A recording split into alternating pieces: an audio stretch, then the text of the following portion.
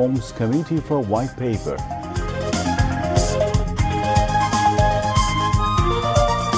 BNP chairperson Begum Khalida Zia has been acquitted from 5 defamation cases launched against her on various charges. And at least 49 people killed in Russian attacks on a military institute in Ukraine. Volodymyr Zelensky swears in to take revenge. Assalamu alaikum viewers, this is News at 10 on BTV and BTV World. I'm Imtiaz Ahmed Siddiqui. You just heard the headlines. Let's move on to the detailed stories. Viewers, we begin our bulletin with Bangladesh's glorious Test series victory over Pakistan. Bangladesh beat Pakistan by 6 wickets in second Test to clinch a historic 2-0 series win in Rawalpindi today. It's the first time that Bangladesh went on to complete a clean sweep against an Asian side in their own home. Earlier, Bangladesh notched an epic 10-wicket win in the first Test at the same venue. President Mohammad Shahabuddin and Chief Advisor Dr. Muhammad Yunus congratulated the Tigers for the extraordinary performance in the Test series. Zakir Hassan scored 40, Najmul Hassan Shanto scored 38, Mominul Haq 34 runs, chipped in with useful cameos as Bangladesh chased down the 185-run victory target with more than a session left in the game. The visitors lost only 4 wickets in their second innings. Mushfiqur Rahim was unbeaten on 22 and Shakib Al Hassan was unbeaten on 21 runs at the last moment of the match. Shadman Islam scored 24 runs for the team. Bangladesh won just one bilateral Test series of 2 or more tests away from home in the West Indies in 2009. Both Bangladesh and Pakistan are languishing at number 7 and number 8 in the World Test Championship standings. Liton Das was adjudged player of the match, while Mehdi Hassan Miraj was adjudged player of the series. Chief Advisor Professor Dr. Muhammad Yunus said the interim government believes in the freedom of media and it wants to see vibrant media in Bangladesh. He said this in a meeting with the editors of the 20 leading newspapers in the country at the State Guest House Jamuna today. During the meeting, the chief advisor said that all 57 Bangladeshis who were earlier convicted by the UAE Federal Court have been granted pardon by the President of the UAE, Sheikh Mohammed bin Zayed Al Nahyan. Many editors suggested forming a media commission to ensure media freedom in the country. The editors also talked about constitutional reform and reforming the Law Commission and the Public Service Commission. Professor Muhammad Yunus stressed creating a national unity to make the reforms sustainable. Eminent editors were present in the meeting. After the meeting, the Daily Star editor Mahfouz Anam briefed the waiting reporters, highlighting the key points. মিডিয়া নিষ্পেষণে যতগুলো কালো আছে সেগুলোর যেমন digital security act, cyber security act, এই ধরনের আইন যেন অ্যাটলিস্ট এই মুহূর্তে ঘোষণা হয় যে এগুলোতে সাংবাদিকের নিপীড়নের যেসব অধ্যায়গুলো আছে এগুলো কার্যত হবে না এবং এটার রিফর্মটা ওনারা সময় নিয়ে এটা করবেন। বিএসএস, বিটিভি এবং রেডিও যেটা সরকারের নিয়ন্ত্রণে এদেরকে সাহিত্য শাসন দেওয়া, তারা যেন পেশাগতভাবে তারা যেন তাদের দায়িত্ব পালন করতে পারে।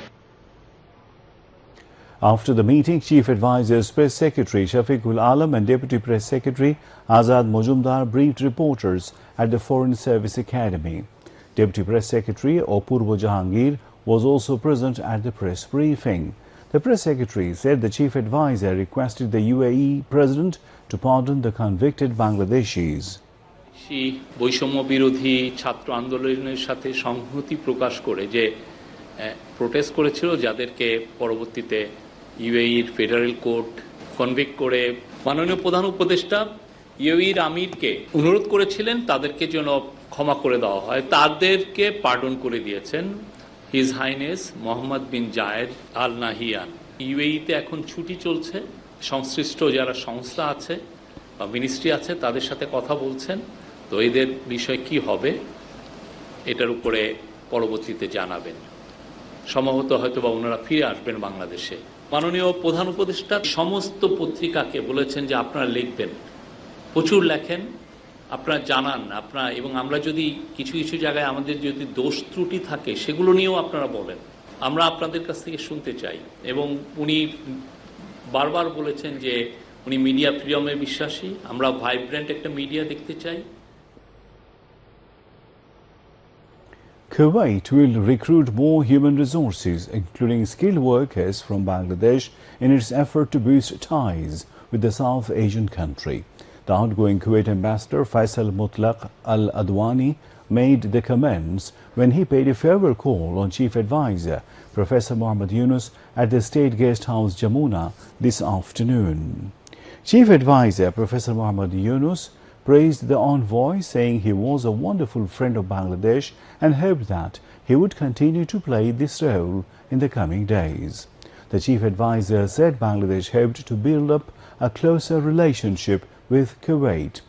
During the meeting, collaboration on economic engagement, defense, the Rohingya crisis, Palestinian issue and energy cooperation were highlighted. The chief advisor thanked Kuwait for its support to the Rohingya humanitarian responses. He also sought greater cooperation in energy and investment between Bangladesh and Kuwait. The joint forces will begin operations from midnight tonight to recover illegal arms and ammunition. Home Affairs Advisor Lieutenant General retired Jahangir Alam Chaudhary said this to the journalists after a meeting of the Advisory Committee on Law and Order held at the Secretariat today. আজ কিন্তু শেষ হয়ে যাচ্ছে অবৈধ বা বৈধ সব অস্ত্র জমা দেওয়ার শেষ তারিখ। আগামীকাল রাত 12টা থেকে আমাদের যৌথ বাহিনীর অপারেশন শুরু হবে হাতিয়ার কালেকশনের জন্য। এই মাদক নিয়ন্ত্রণটা আমাদের জন্য খুবই জরুরি। এই জন্য আমরা বিভিন্ন ধরনের পদক্ষেপ নিতে যাচ্ছি যেন এটা নিয়ন্ত্রণের ভিতরে চলে আসে এবং মাদকের গডফাদারদের যেন আমরা আইনের আওতায় আনতে পারি। আসন্ন দুর্গাপূজা উপলক্ষে পূজাটা যেন সুষ্ঠুভাবে হতে পারে, এই জন্য আমরা বিভিন্ন ধরনের পদক্ষেপ নিচ্ছি এবং আমরা আশা করছি যে পূজাটা খুব ভালোভাবে হয়ে যাবে, কোথাও কোনো ধরনের কোনো সমস্যা হবে না। Meanwhile, in a statement today, the Home Ministry declared to carry out crackdown on the miscreants involved in taking the law in hands to maintain law and order, irrespective of their parties and opinion.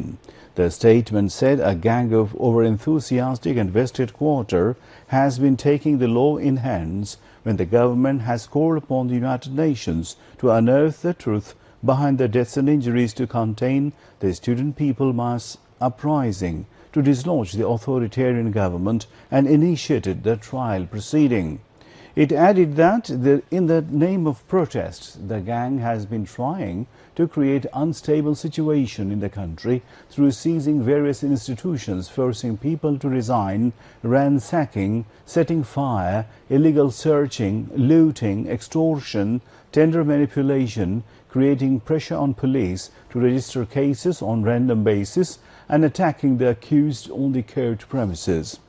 The statement said appropriate legal action will be taken against such activities breaching the public safety. The government will soon launch drives against the miscreants, irrespective of their